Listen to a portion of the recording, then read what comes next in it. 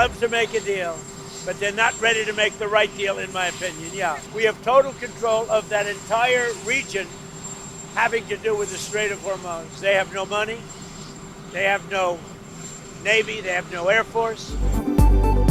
Iran deal के लिए बेताब है मगर दुरुस्त माहिदे के लिए अभी तैयार नहीं। अमेरिकी सदर का दावा, कहा आपने हॉर्मुज समेत खित्ते में हमारा मुकम्मल कंट्रोल है। ईरान के पास अब पैसा नहीं रहा, वो पुलिस और फौज की तनख्वाहें नहीं दे रहा, उनकी नेवी और फजाइया खत्म हो चुकी। ईरानी सदर ने अमेरिका के साथ जंग खत्म करने की हिमायत कर दी। तेहरान में तकरीब से खिताब करते हुए मसूद पज़ेश्कियान ने कहा कि इस वक्त ईरान एक मजबूत और बावकार पोजीशन में है। दुनिया हमारी फतह तस्लीम कर रही है, बेहतर है जंग खत्म कर दी जाए, मजबूत पोजीशन का फायदा उठाते हुए मुज़ाकरात किए जाएं।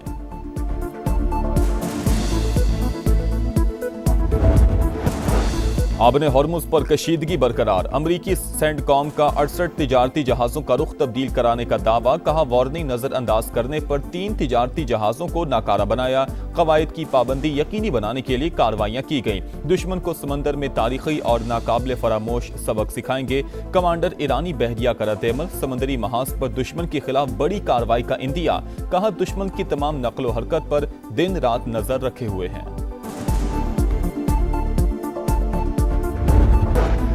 इसराइली आबादकारी फलस्तीनी रियासत के क़याम की राह में रुकावट, पाकिस्तान समेत 8 इस्लामी ममालिक ने इसराइल की गैर कानूनी आबादकारी पॉलिसी मुस्तरद कर दी। वज़ीर ख़ारजा का मुश्तरका बयान जारी, अक़वाम मुत्तहिदा का मगरबी किनारे में फ़लस्तीनियों की शहादत पर इज़हार तशवीश, फ़लस्तीनियों के तहफ़्फ़ुज़ और ज़िम्मेदारों के एहतसाब का मुतालबा। रवां साल इसराइली आबादकारों के हमलों में 22 फ़लस्तीनी शहीद हुए।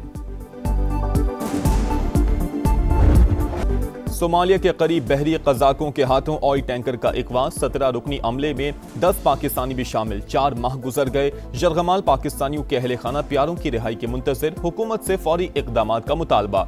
समा मुतासरीन की आवाज़ बन गया, मामला भरपूर अंदाज में उजागर किया। बच्चे शदीद सदमे से 2-4 हैं। वज़ीर आज़म और फील्ड मार्शल शौहर को रिहाई दिलवाएं, सेकंड इंजीनियर यूसुफ हुसैन की अहलिया की अपील।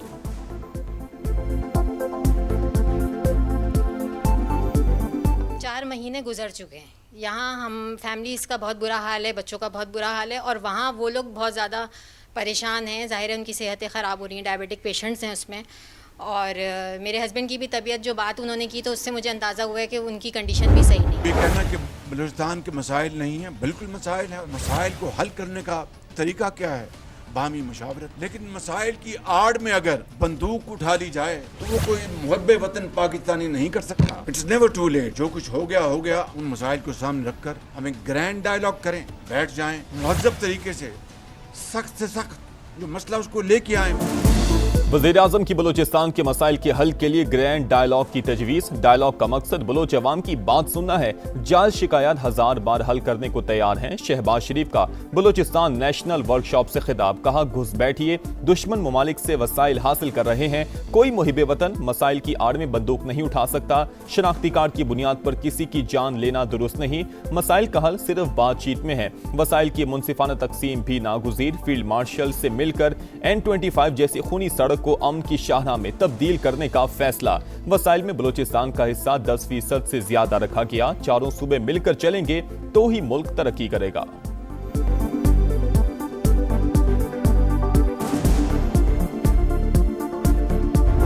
हमने इस उसूल पर इत्तेफाक किया है कि पार्लियामेंट के अंदर एक जॉइंट अपोजिशन होनी चाहिए, ताकि पार्लियामेंट के अंदर की बिजनेस में हमारी एक मुश्तरका हिकमत अमली हो, ताकि अपोजिशन एक मुअस्सर किरदार अदा कर सके।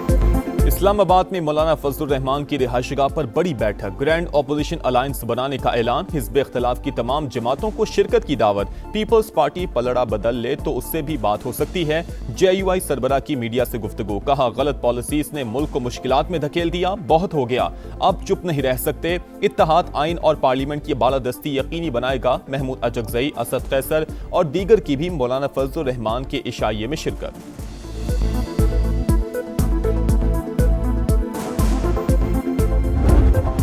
और वहाँ रखना और उसके टेस्ट वगैरह करना यह कानून की मुताबिक सुप्रीम कोर्ट के ऑर्डर के मुताबिक होना लाजिम था। जो कुछ हुआ इसकी तवक्को नहीं थी। जो हमें बताया गया था कि इस पे अमल दरामद होगा, सुप्रीम कोर्ट के ऑर्डर की वायलेशन हुई है। बानी पीटीआई का शिफा अस्पताल की बजाय पिम्स में तिब्बी मुआयना, तहरीक इंसाफ का हुकूमत पर तौहीन अदालत का इल्जाम। सुप्रीम कोर्ट के हुक्म के मुताबिक बानी को शिफा अस्पताल मुंतकिल करना था, मगर ऐसा नहीं हुआ। कोई है जो नहीं चाहता कि मसाइल का हल निकले, तालियां ऐसे नहीं बजती, मुज़ाकरात इस तरह नहीं होते। बैरिस्टर गौहर की पार्लियामेंट हाउस के बाहर गुफ्तगू, ऐवान में इजहार ख्याल के दौरान भी हुकूमत पर तनकीद। आपको अपने स्टाइल की जमहूरियत मुबारक हो, अब हमारे लिए आपके साथ असम्बली में रहना मुमकिन नहीं होगा। चेयरमैन तहरीक इंसाफ की धमकी, ऑपोजिशन की मुश्तरका पार्लिमानी पार्टी का तौहीन अदालत की कार्रवाई के लिए सुप्रीम कोर्ट से रुजू करने पर इत्तफाक।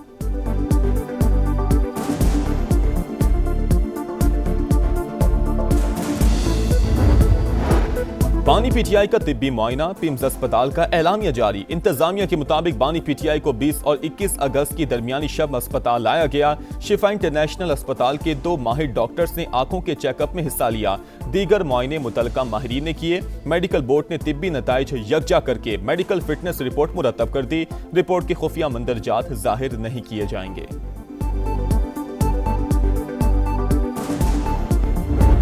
उनकी सेहत को खुदा न खास्ता कोई ख़तरा लाहक नहीं है। ब्लड प्रेशर की उनको थोड़ी बहुत शिकायत है, उनको ब्लड प्रेशर की दवाई जो है उस पे लगा दिया गया है। गैर ज़रूरी तौर पे उनकी सेहत को इशू बनाना जो है, मैं समझता हूँ, मैं लफ्ज़ नहीं इस्तेमाल करना, लेकिन ये पॉलिटिकल डिसऑनेस्टी होगी।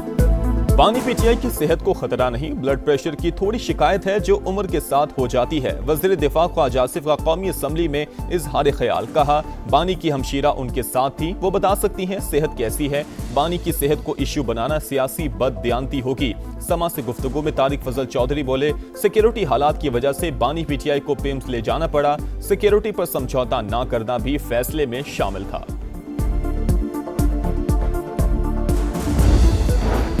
बानी पीटीआई की शिफा अस्पताल मुंतकिली का हुक्म, हुकूमत फिर अदालत पहुंच गई। सुप्रीम कोर्ट में नजर सानी दरखास्त दोबारा दायर।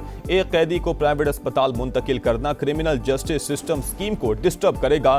दीगर कैदी भी जेल रूल्स के खिलाफ ऐसे ही बर्ताव का मुतालबा करेंगे। बानी की मुंतकिली का हुक्म वापस ना लिया गया तो फ्लड गेट खुल जाएगा। दरखास्त का मतन, इस केस में डिस्ट्रिक्ट इलेक्शन कमिश्नर भी फरीक था। सुप्रीम कोर्ट ने कार्रवाई के दौरान इस बात का नोटिस ही नहीं लिया। हुकूमत का मौकिफ।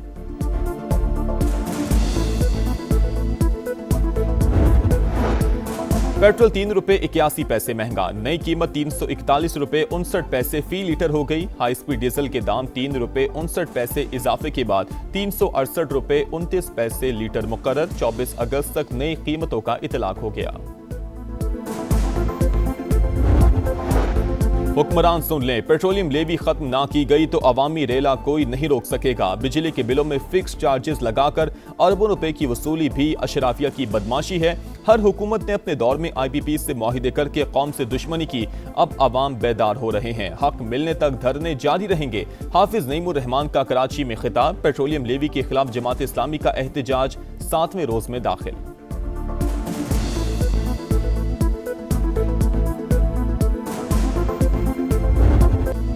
पाकिस्तान और बलूचिस्तान का हाल और मुस्तकबिल एक दूसरे से जुड़ा है और हमेशा एक रहेगा। दुश्मन रियासत और अवाम के दरमियान खलीज पैदा करने की कोशिश में मसरूफ इज्तिमाई अज़्म और फैसला कुन रद्द अमल से नापाक अज़ाइम नाकाम बनाएंगे। फील्ड मार्शल आसिम मुनीर का 2 टोक पैगाम। अमायदीन और सियासी क़यादत से मुलाकात में सिपा सलार ने कहा कि बलूचिस्तान की तकदीर सिर्फ बलूचिस्तान के अवाम के हाथ में है। सूबा बासलाहियत, बाहिम्मत और मुहिब वतन लोगों का मस्किन, नौजवानों में भी सलाहियतों की कोई कमी नहीं। उन्हें बाइख्तियार बनाकर कौमी तरक्की में किरदार का मौका देना पायदार तरक्की के लिए नागुज़ीर है।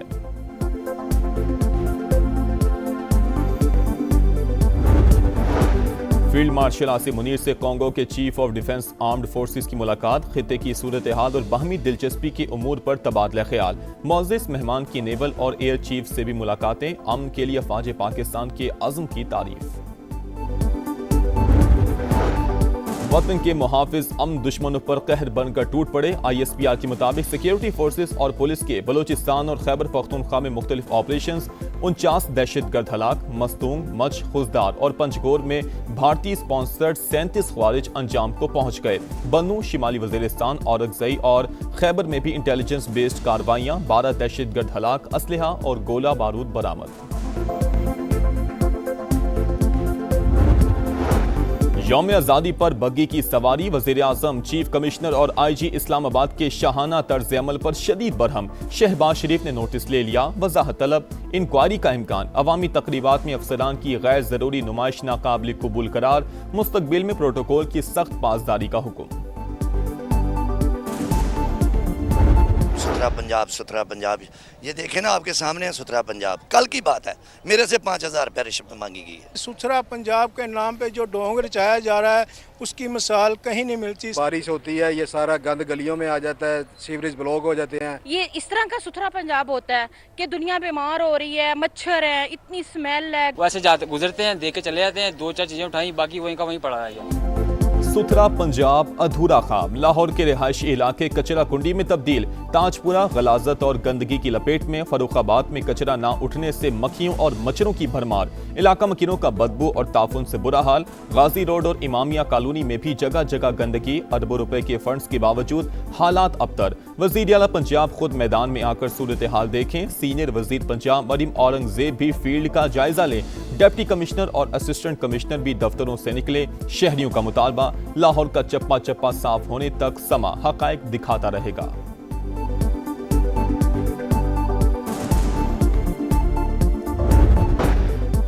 कराची के इलाके साइट एरिया के करीब कपड़े की फैक्ट्री में खौफनाक आतिशज़दगी। फायर ब्रिगेड की 8 गाड़ियां और एक स्नार्कल आग बुझाने में मसरूफ।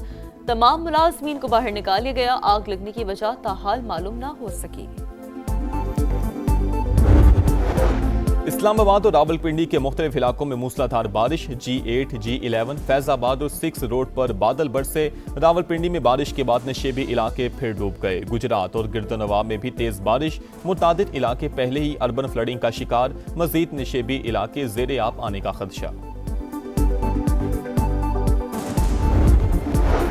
लाहौर में बड़ा डिजिटल बैंकिंग फ्रॉड। निजी बैंक के 170 से ज्यादा सार्फिन का डाटा लीक। मुलजिमान ने 5 अफराद के अकाउंट से 1.5 करोड़ रुपए निकलवा लिए। बैंक अफसर समेत 3 रुकनी गैंग गिरफ्तार।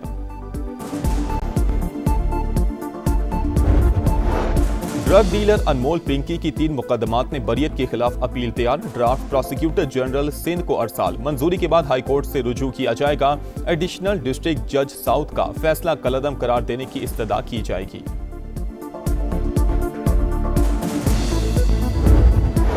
सिंध में रेबीज से एक और हलाकत। कराची के जिना अस्पताल में 11 साल का अबू बकर इंतकाल कर गया। अस्पताल हुकाम के मुताबिक बच्चे को 2 माह पहले कुत्ते ने काटा था। एंटी रेबीज वैक्सीन भी लगाई गई थी। सूबे में रवां साल रेबीज से अमवात की तादाद 22 हो गई।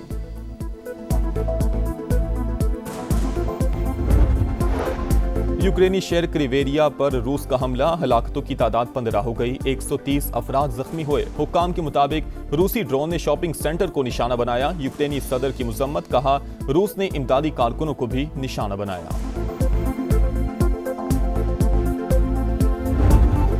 पाकिस्तान को लीड्स में इबरतनाक शिकस्त। कौमी टीम इंग्लैंड के खिलाफ पहला ही टेस्ट 1 इनिंग्स और 103 रन से हार गई। दूसरी इनिंग्स में भी कौमी बैटिंग लाइन रेत की दीवार साबित। ओपनर चले ना मिडल ऑर्डर। पूरी टीम सिर्फ 135 रन पर ढेर। इमामुल हक 0, अजान अवैस 9, अब्दुल्ला शफीक 15, सऊद शकील 14, शान मसूद 29 और सलमान आगा 4 रन बना सके। मोहम्मद रिजवान 41 रन बनाकर टॉप स्कोरर। रॉबिन्सन और टंग की 8-8 विकेटें। इंग्लैंड को सीरीज में 1-0 की बढ़तरी।